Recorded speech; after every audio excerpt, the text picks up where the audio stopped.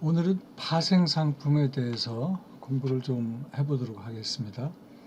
먼저 파생상품은 영어로 derivatives라고 하는데요. A는 B에서 파생되다 라는 말을 영어로 하면 A is derived from B라고 하죠. 이때 A는 파생상품인 derivatives가 되고 A는 B에서 파생되다에서의 이 B는 보다 본질적인 기초자산이라고 합니다. 이 얘기를 왜 하냐면 파생상품이라고 하는 것은 A라고 하는 것은 절대로 혼자 독립적으로 존재할 수 없다는 거예요. 파생상품은 이제 조금 있다가 우리가 네 종류의 파생상품이 있다라고 공부를 하게 되는데 선물, 선도, 스왑, 그리고 옵션 이렇게 네 가지입니다.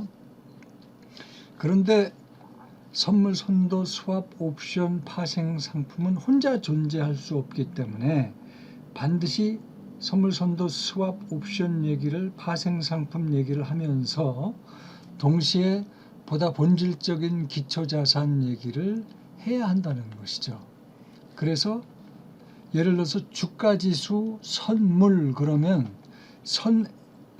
이 A라는 선물이라는 파생상품은 보다 본질적인 기초자산 주가지수에서 파생되었기 때문에 그냥 선물이 아니라 기초자산과 함께 주가지수 선물이다라고 얘기를 하는 거예요.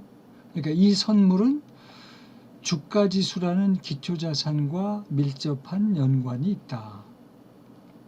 그래서 파생상품, 누가 파생상품, 선물, 선도, 스왑, 옵션 얘기를 하면 기초자산이 무엇인가라는 것을 습관적으로 먼저 확인하는 그런 연습을 하셔야 됩니다.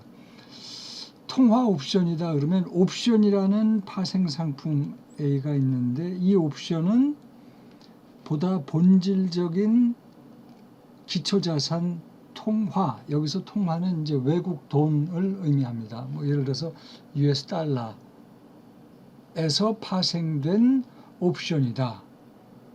그렇기 때문에 달러 통화 옵션이다 라고 얘기를 할 수가 있는 것이죠. 말씀드린 대로 기본적인 파생 상품은 선도, 선물, 스왑, 그리고 옵션 이렇게 네 가지가 있습니다. 그런데 이 네 가지 중에서 선도, 선물, 스왑을 이렇게 제가 고의로 한데 묶어서 썼죠. 왜냐하면 이 선도, 선물, 스왑은 서로 형제지간이에요. 이 넷 중에 셋 선물, 선도, 스왑은 그 기본적인 성질이 매우 유사합니다. 어떤 면에서 유사하냐면 선도, 선물, 스왑은 미래 시점에 기초자산을 사고 파는 거래를 지금 약속한다는 점에서 선도, 선물, 스왑이 다 똑같아요. 그러니까 미래 시점에 기초자산을 사거나 팔기로 지금 약속을 했으면 그 약속을 미래 시점 가서 반드시 이행해야 할 의무를 선도, 선물, 스왑 계약은 계약 당사자가 갖고 있는 것입니다. 반면에 옵션은 옵션 계약을 사는 사람에게 미래 시점이나 또는 그 이전 시점에 기초자산을 사거나 팔 수 있는 권리를 줘요. 따라서 옵션을 사는 사람은 의무가 아니라 권리를 갖게 됩니다. 자, 권리를 갖게 되면은 나한테 상황이 유리하면 그 권리 행사를 하면 되고 상황이 불리하면 권리 행사를 안 하면 됩니다. 기초자산을 살 수 있는 권리를 우리가 콜옵션이라고 그러고 기초자산을 팔 수 있는 권리를 우리가 풋옵션이라고 합니다. 우리가 이제 옵션에 대해서 조금 더 자세히 얘기를 하면 자세한 얘기를 하겠지만 콜옵션의 대표적인 예가 아파트 분양권이에요.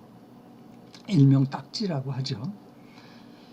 예를 들어서 저 분당에 있는 저 아파트를 내가 3억에 살 수 있는 분양권이 있다. 그게 일종의 콜옵션입니다. 그런 살 수 있는 미리 정한 가격 3억 원에 살 수 있는 권리가 있으면 시중에서 아파트 가격이 4억이나 5억을 하더라도 나는 3억만 주고 살 수 있는 권리가 있는 거예요. 4억, 5억 이렇게 아파트 값이 계속 오르면 그 아파트를 3억만 주고 살 수 있는 사람은 그만큼 그 콜옵션의 가치가 높아지겠죠. 근데 만약에 그 아파트가 시장에서 2억에 거래가 된다. 그러면 그 아파트를 내가 3억씩 주고 살 이유가 없죠. 그런 상황에서는 상황이 불리한 상황이기 때문에 권리 행사를 포기하면 됩니다.